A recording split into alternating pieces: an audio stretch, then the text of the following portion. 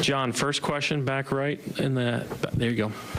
Jason, John Corrales, Boston Sports Journal. After the game was over, you and Jaylen had a long kind of embrace at half court. Can you share any of what that was and like kind of what was going through your mind at that moment? Just, showing the emotions of the game. Two guys that was excited, tired that, after the game, we're not necessarily saying like one more or anything like that. We're just saying however long it takes. Nobody's relaxed. Nobody is satisfied. But, just at that moment, just told him I was proud of him, and he said the same thing, and that we got to keep fighting. We can't relax, and that was basically the conversation.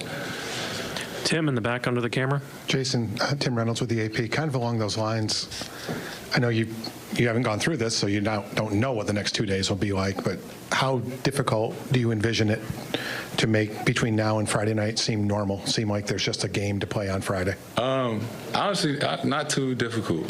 From the standpoint of last year, we were down 0-3 in the conference finals, and we really felt like, we were going to come back, and we almost did. We was a sprained ankle away from having like a real shot. So, we're not relaxing or anything like that. And, just not even focusing on winning on Friday or whatever, just however long it takes. That's our motto, just however long it takes. That's what it's going to take. And nobody's not time to relax at all. Standing in the back left.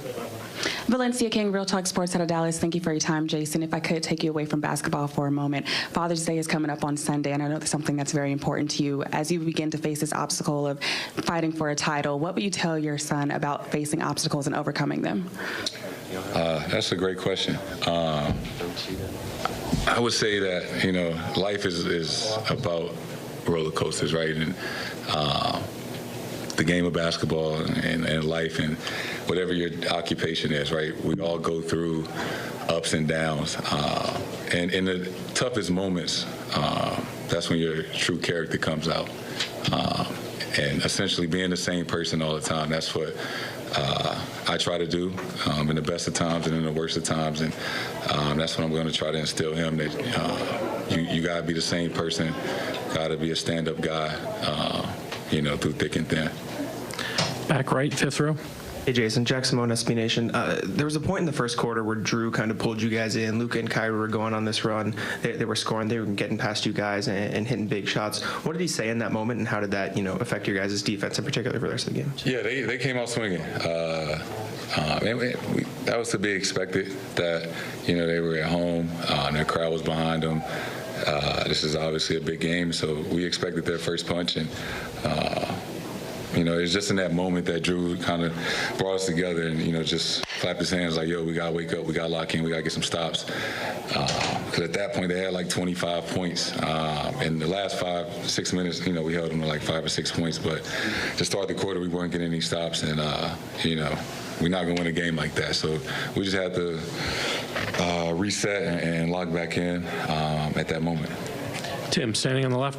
Jayson, basically from that point until the 10-minute mark of the fourth quarter, you guys had complete control of the game, and then there was that 4 or 5 minute stretch where things sort of went completely haywire, and then you were able to reset again. Sort of what happened in that early part of the fourth quarter when they made that big run to get back into it, and what allowed you guys to sort of reset yourselves and close the game out from there when it got back close again? Not really trying to look too much into it. The game of basketball is about runs, and this is at the highest level. That's, the best team in the West at this point in the time. So they're going to make shots. They're going to go on a run, and it's just all about how do you respond. We talk about it all the time. 20-point leads, none of that is ever safe. It's never time to relax. And, yeah, you never want to give up a 20-point lead. Obviously, we wish we'd have got some better shots, took care of the ball. But things happen. It's never going to go how you expect it. And we talk about that all the time. But if you want to be a champion, you have to be resilient in those moments. And, we showed that tonight. Steve here in the front. Steve Buckley from The Athletic. Before the game, your coach said to us, if you've been in a fight with someone and you think you're about to beat them, you usually get sucker punched. The closer you are to beating them, the closer you are to losing. Does he say that to you players on a regular basis, and how demonstrably does he say it? And what are you expecting from him the next couple of days going into Game 4? Yeah, Joe does a great job of showing us clips and things from different sports. Right, he's a big UFC fan, and showing us fights of people that I don't know like the terminology of UFC, but put them in a chokehold and shit, and like they're about to tap out, and you just see the guy or the woman who's winning relaxing because they feel like they're about to win, and then you give the other person life. Just trying to translate that to the game of basketball, that the closer you are to winning, the closer they are to surviving, and basically just trying to remind us in the group that we still got a long way to go. We still have to play the right way. We still got to win. That they're not going to quit. That we should expect the best from them from here on out. We go Gary, Jay, and then Jared. Jason, Gary Wash from Boston Globe. When they're making their run, and it could have been from the past, oh, here we go again. There's been some times at Game 4 against Golden State where guys were close. What mentality has changed where you and Jalen both said, let's go get this. Let's make plays. Let's make buckets. Forget what happened in the last 6 minutes. Let's go be heroes. You just kind of alluded to it, that we've been in that situation. We've been in a close game where we were up, and we almost went up 3-1, and then they tied it. And experience is the best teacher, right? We learned from our mistakes. We learned from a team at the time that was better than us, that was, had been there and been over that hump, and mentally tougher at the time. And we've grown from that. We really have, and it was on display tonight.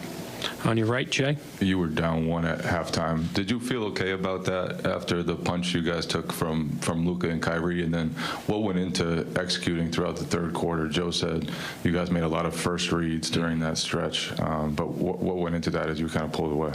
Yeah. I got to watch the film, but that was some excellent basketball that we played to start the third, especially on the offensive end. I don't know how many possessions in a row that we got a great shot.